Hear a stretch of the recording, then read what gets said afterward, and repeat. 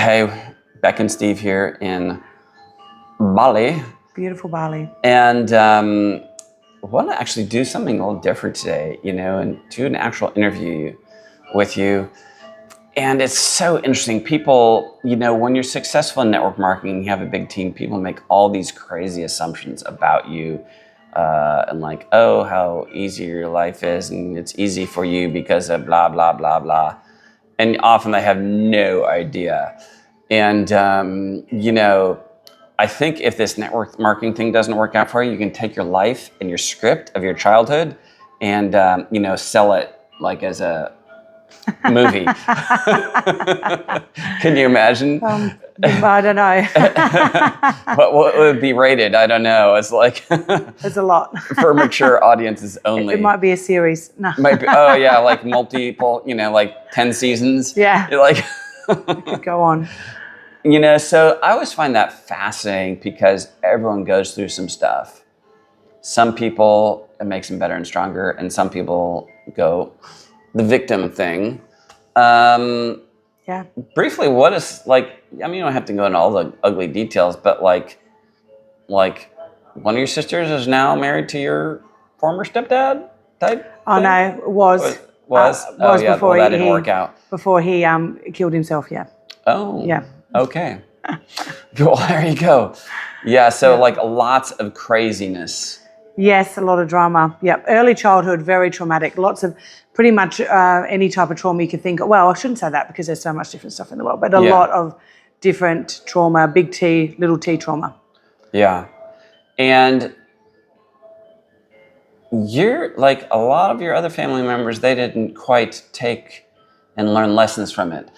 Yeah, yeah. I mean, and I was speaking to someone about this yesterday because they said, oh, such and such was bullied. And I said, well, I've been bullied and I've been the bullier, so because when you're younger and you grow up in that type of environment, that's what you learn. And so you learn this is how I have to survive. So, I've been both You've been both on ways. both ends of it. Yes, I've been on both ends of it. Yeah, because trauma is the cause of both ends of it. It is, yeah. And only hurt people hurt people. Yeah. So if they're bullying, it's because, and I've had to do a lot of personal development, a lot of growth, and a lot of reflection, and a lot of learning through that. So I have a twin sister, and all my sisters actually have had trauma. But I don't know if you've heard that story. Two twins growing up in the same environment, and then one's like a CEO, and the other one's in prison or whatever. It's not quite that dramatic, but it is kind of similar. Almost, yeah. Yeah. And my younger sister, a lot of drug issues, and had many drug issues. I mean, the other day I was on a coaching call with a team and people are like, oh, life's happening. And I'm like, guess what, guys? Life is going to happen.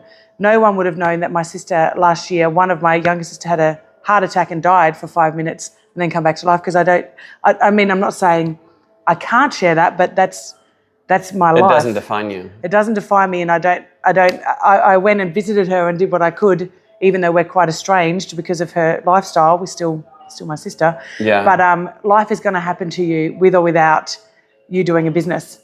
And so being very focused and also very goal orientated and knowing that if I don't be that transitional character in my family, there's no one else for the other family members and nieces and nephews to look up to say, if Beck can do it, I can do it. And that's what do you think's the key thing that made you take all of the circumstances and learn a lesson instead of going to a victim? Okay, well that's lots of things there, but I seen what my mother would put up with. My father died when I was very young, but my father was not a nice man either, but my mother kept attracting my father, but not just in a different way. She was just on repeat. Yeah, she was on repeat. Going around that mountain. Yeah, she battered woman, type thing. And so she would attract the same type of people. And so at first I resented her. It took a long time to release that resentment. I love my mother. She's very patient, way more patient than me. But she would put up with way more stuff than me. And I was like, no. So I went to the opposite.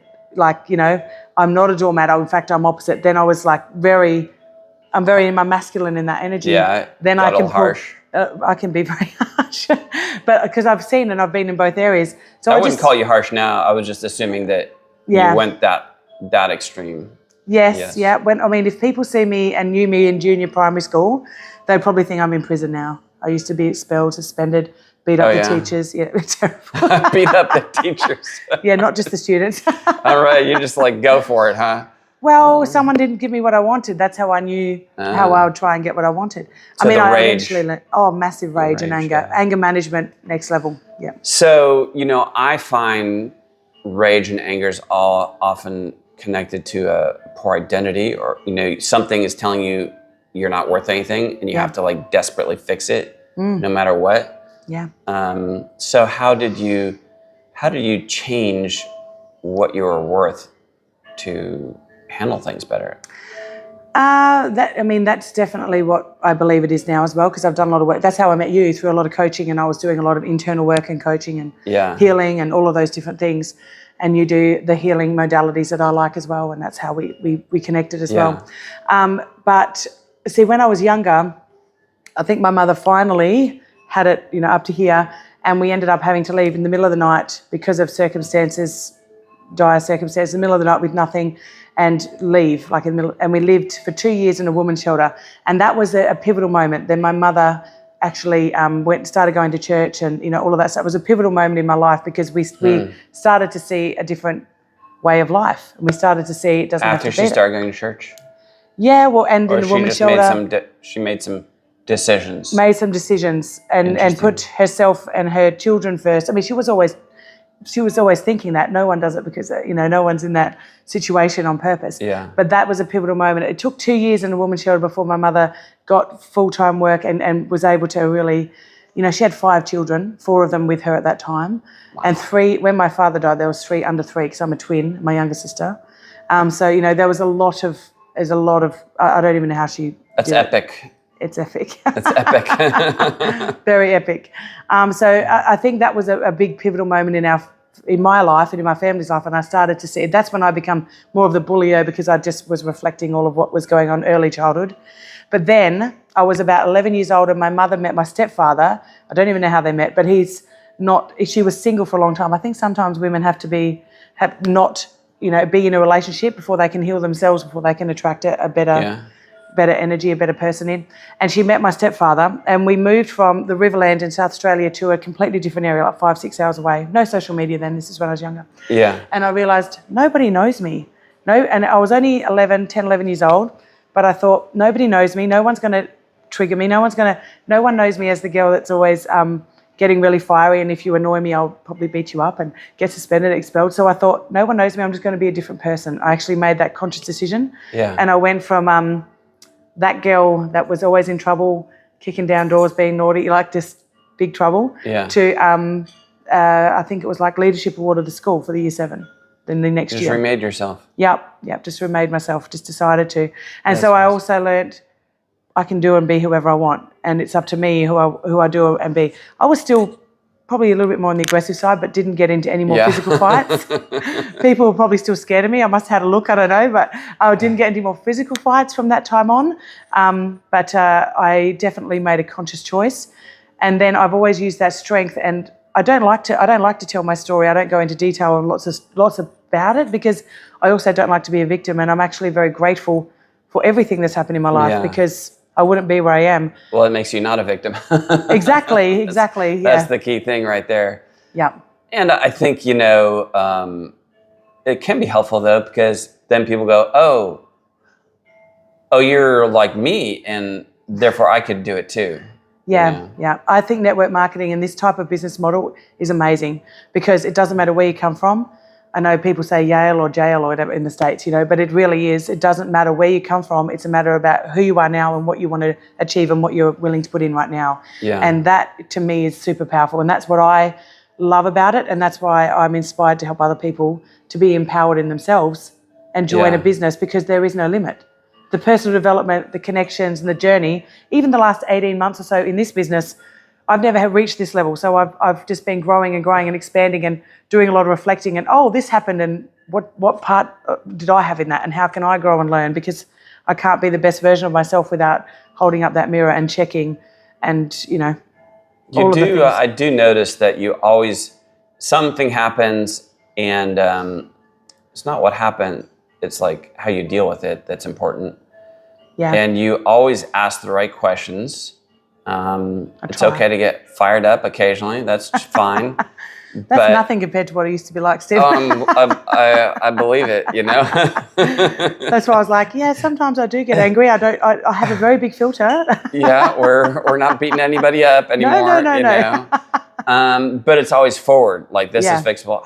I would think that, like, going through what you've gone through, maybe nothing can intimidate you anymore, because you're like, I've been through that before. Like, this is all fixable.